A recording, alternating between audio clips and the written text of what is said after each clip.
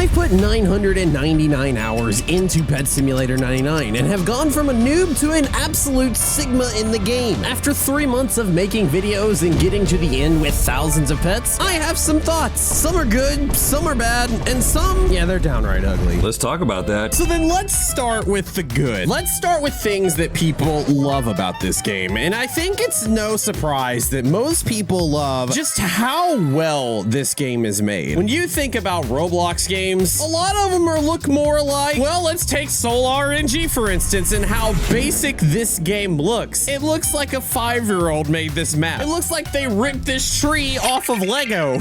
And maybe this isn't an extreme example, but especially in the simulator space, you'll hop in a game and just see a very basic style that is mimicked across multiple games. There's no like backgrounds at all. It's like the builders of the game basically built the things you were playing on and nothing else. How you move, how you interact with things, it just seems a bit clunky. Something that Pet Simulator hasn't done since Pet Simulator 1. If this is how Pet Simulator still work today, I probably wouldn't be playing it. Look how they get these coins. They just like stare at it and it blows up.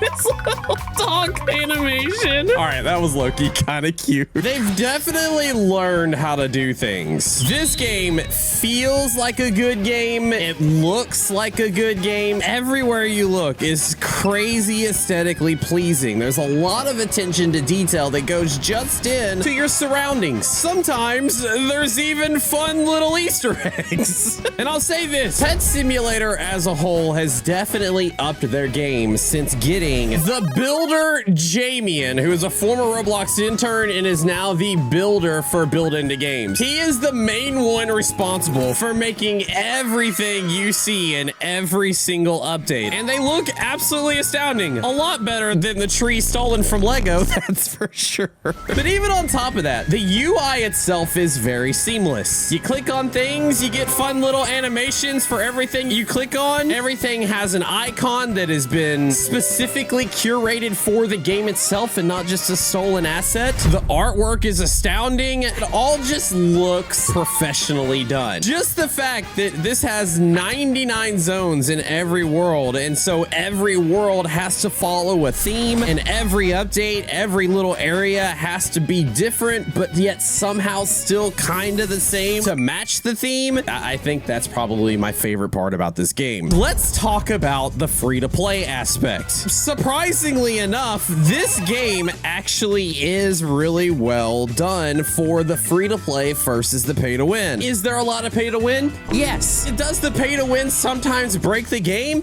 Yes. Is the pay-to-win sometimes not really fair?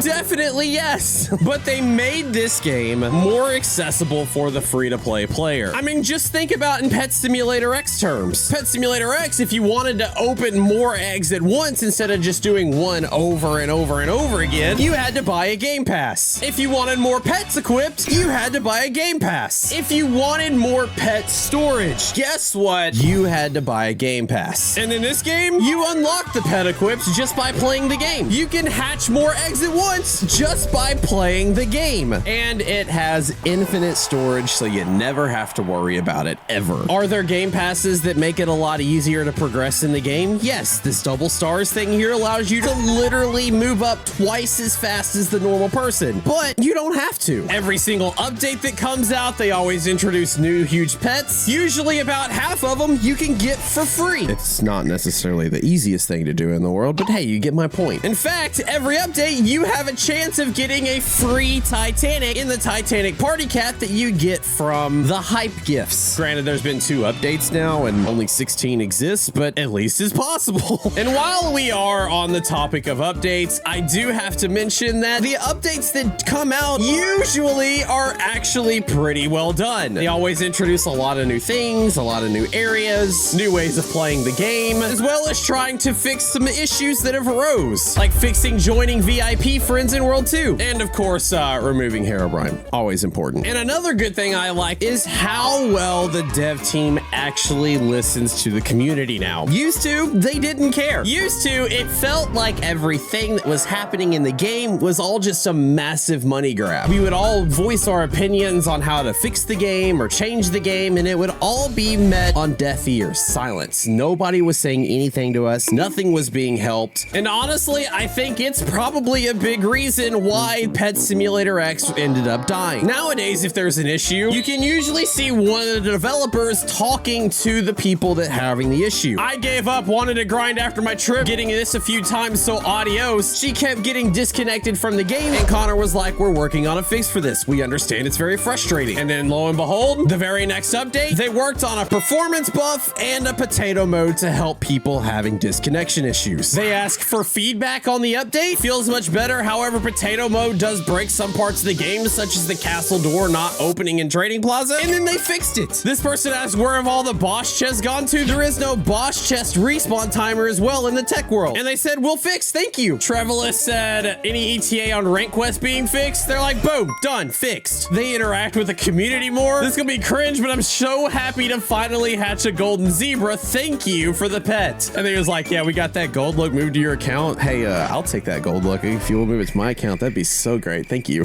And when so many people in the community were advocating for there to be some kind of memorial put in for our fallen comrade Easy Now, who passed away earlier last month, the dev team listened and put him in the game as a memorial. On top of the devs listening to the community more, the community itself is growing because it's so easy to understand how to play this game. New accounts hop in for the first time, it directs you to pick pets. Then it tells you to immediately tap the coins. You tap the coins, and as soon as you get enough coins, it says go buy your first egg. It even shows you where that first egg is. You buy your pet, click to open, and then it also shows you where your rewards are, where you can claim them. And then you're like, oh, what is this thing? And then you can actually see it wants you to hatch 2 eggs, break breakables. It's all self-explanatory. And then the moment that you have enough, it says you can afford to buy the next area. You buy it, you click it, you keep going. So if the game is easy to understand, if the updates are great, if it's aesthetically pleasing, if the community is being listened to for the most part by the dev team, if there are free-to-play aspects, what are the bad parts about the game?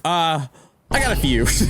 And we'll start with one of the first ones, considering I am on a new account. Because while the new account is easy to understand to play this game, it's still very, very difficult to progress. Even if I hop in a server and trade this new account, a brand new huge, and one of the current most powerful pets in the game, and I give them to the newbie alt account, when I try to progress, as you'll notice, it's still not very fast, despite having some of the most powerful pets in the game. And you're probably thinking that's not a big deal. That means you just gotta play the game more to get better. I understand that, and I understand it too. It does make sense. But when every update that comes out is related to things happening in the tech world and other levels that aren't even available to the new player, how can you expect the updates to then turn around and benefit the people that are just starting out the game? Now, I will say the little side thing to that is that this last update, the backrooms event, you can actually start right away as a new player, and that's actually great. Having things for the new players as well as the old players to help bridge the gap without giving too much power to the new players and make them have to then put the effort that the rest of us did makes everybody happy. All right, little guy, enjoy those pets. Never gonna use this account again. I don't think the game itself needs to be easier for the new players. I think there might need to be a little bit of a buff, but you shouldn't buff it so much that it penalizes the people that have been around from the beginnings. You have to make sure you put something out every update for the new players to play, or you're not going to keep them. For instance, when I play Blox Fruits, I am super far behind everybody, and the only way to get up to them is to put hours and hours and weeks and days and months and years of work. And whilst all that is going on, bro, somebody could come up, they could like completely like one-shot me, take me out, and and target me just because I'm a YouTuber. It's not fun for anybody. And while we're on the whole subject of updates, there has officially been 10 updates to Pet Simulator 99 since its release. And I, like a lot of people, have been super frustrated with the amount of updates there have been to the game. This is probably a good time to also mention that earlier in the video, I lied to you. You see, I haven't put 999 hours into the game. I've actually put 1,208. 999 just sounded good, and I purposely waited a week because I wanted to see how the new backrooms event would be perceived, as a lot of things have changed. As I said, this goes back to the fact that the dev teams are actually listening to us, which definitely is a good thing. Pet Simulator was announced November 19th and released December 1st. Then the very next weekend, it had its first update. The first weekend after that, its second update. Then the third weekend, the third update. And it sort of continued until update number 4, when they announced that they were no longer going to be doing weekly updates. It lasted a whole month. They built an awesome game and want to keep it awesome, and consequently, we will no longer be updating weekly. There's several reasons for the change. Weekly updates come with sacrifices. Basically, the dev team was crazy burnout. And I think looking back, if they would have just told the community that, hey, we spent 9 months building this game, we've updated it weekly for a month for you. It's Christmas, it's the holidays, I need a break, my dev teams needs a break. We're gonna take a hiatus for like, I don't know, a month. Enjoy the game as it is. We'll see you then, and we'll be back with weekly updates, or maybe bi-weekly updates. But we didn't get that. We got, they will require more than 1 week to implement, without any schedule, without anything else on top of that. And I am aware that a lot of games on Roblox don't run on an update schedule, but then again, simulators require a certain finesse. If you want to keep the player base, you gotta keep them interested. Here is the chart of all the player base since the game has released. You can see at its release, it was doing really well, and then it would kind of dip a little bit until the new update came out, and then everybody would play it again, and then it would dip a little bit, and every single update, people would play it until the 4th update, which happened right here, and then it kind of have just fallen off and fallen off and fallen off, and now look to right here when they announced weekly updates again. You can kind of see it's kind of making a comeback. I myself have even been playing the game more. Literally in the past 24 hours, I have been online 18 hours and 50 minutes. Yo, this game's still a grind. Either way, people hated the lack of updates, but this update has actually been a lot of fun, and I am hoping the weekly updates will actually continue at the same caliber. But you'll have to forgive us if we kind of take your weekly update schedule with a grain of salt, because it's definitely not the first time we've seen weekly updates come back and then get taken away again. Kind of like in Pet Simulator X. When the game first came out, we saw weekly updates. Then somewhere around January, we saw the weekly updates go away. July 29th, 2022, all the way to October 22nd, a total of 3 months went by without it being updated at all. And then out of nowhere, it was updated weekly again until it wasn't. Then on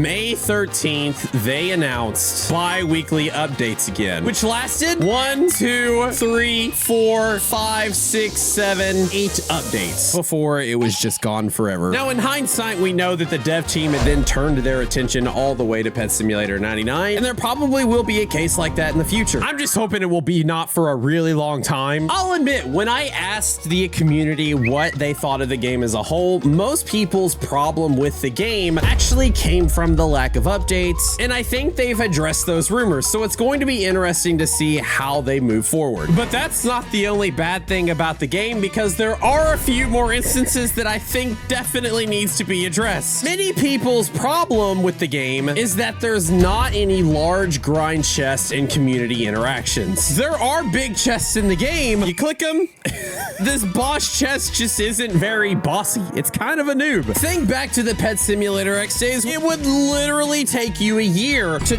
grind out these chests alone, and you had to do it with others if you were going to break it. Everybody would get the rewards, there would be a massive party, and then they would do it again. So far, Pet Simulator 99 really doesn't have anything like that. The only caveat to that is, again, with the update that just came out, there is a little bit of a community. You can get your friends and you can all search for the 100 times egg to hatch together in the backrooms. So now that we've heard from the community what some of the bad things are about this game, why don't we hear what bad things do I think are in this game? And I will tell you right now, as the completionist that I I am, it is almost impossible to even try to complete the index because of how many things there are in here. For those who didn't know, in the Pet Simulator X days, I always made it a point to try to get every pet in the game, and I got 2175 pets. Every single pet that could be obtained in the game was obtained in the game. None of these were ever existing in Pet Simulator X. But in Pet Simulator 99, despite my best efforts, I am still nowhere even close. Not only do you have to get Titanics in the game, you have to get the golden versions, the rainbow versions, and the shiny variants of both the normal, the rainbow, and the gold versions. And some pets, like the rainbow shiny Titanic banana, isn't even possible to get. I am still only at 2457, which isn't even half. And the biggest person I have ever seen is actually my friend Nick, who usually helped me in the index quest because he's a completionist just like I am. He is at 3318. The only thing he ever is missing are these unobtainable or nearly impossible pets that usually only have like one or two that even exist. A big problem of that is all the new merch that they are constantly releasing in the game. It's just too much. If you release more merch, more people will have it available to them. That way more people can actually buy them and use them, and they're not always taken by scalpers. Except here's the thing, they still are. People are still hoarding these. They get pumped into the game. They lower the overall value of Titanics, therefore killing the economy, and it forces people to resort to what I feel like is the ugly part of Pet Simulator, and that is the exploiters. There are so many exploiters and bots constantly trying to scam this game, straight up try to scam players out of their pets, try to trick people into buying pets at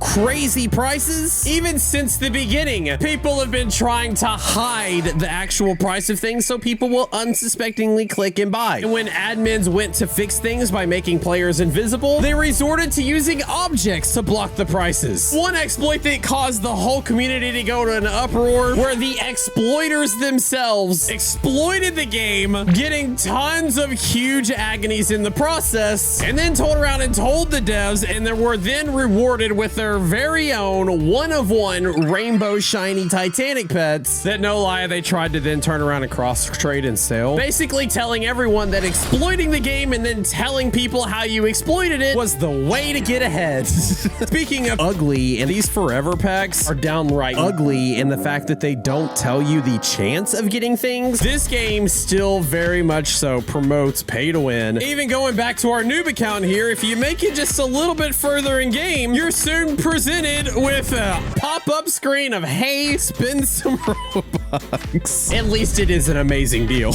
Nonetheless, the vast majority of the player base can't do anything pay to win, and basically slapping it everywhere where you're kind of tempted just makes the overall player base feel bad. And what happens when you feel bad? You just don't play the game. So we've talked about the good, we've talked about the bad, we've talked about the ugly. The only other thing that was mentioned that a lot of people absolutely hate, and like low-key I'm also finding myself hating, it's the clan wars. Because let's face it, if you're not in the top 1% of the player base, these clan wars are nothing but drama and just noise to you. You have no chance because the top clans are doing everything in their power to make sure you don't win. And yes, I realize I have 2 clans in the top 3. That's its own separate problem that we're going to talk about later. And the thing is, it's not really even fixable, because if you think about society as a whole, all of the big guys are going to naturally flock together to take down the little people. If you want to win, how do you do it? You get the best team you possibly can. If you're one of the best players, how do you win when it's a team game? You get on a team with other best players. If it's a pay to win battle, you align yourself with the richest players in the game. If it's a grind battle, you figure out loopholes and then you cheat using macros that are perfectly allowed in the game, as long as it doesn't inject code, because then that would be an exploit. The point is, clan battles were a great idea in theory. It just had really poor executions. In fact, fact, the only reason my clan is winning right now is because I aligned myself with the richest players in the game. Honestly, I think clan battles as a whole just needs to be taken away. Anyway, that's my thoughts on the entire matter. Overall, I actually really enjoy this game and just want to see it prosper. I would be interested to hear your thoughts on it as well. Have you put as many hours in the game as I have? Write them down in the comments below. And after you comment, go watch this next video for me. Thanks for watching, gamers.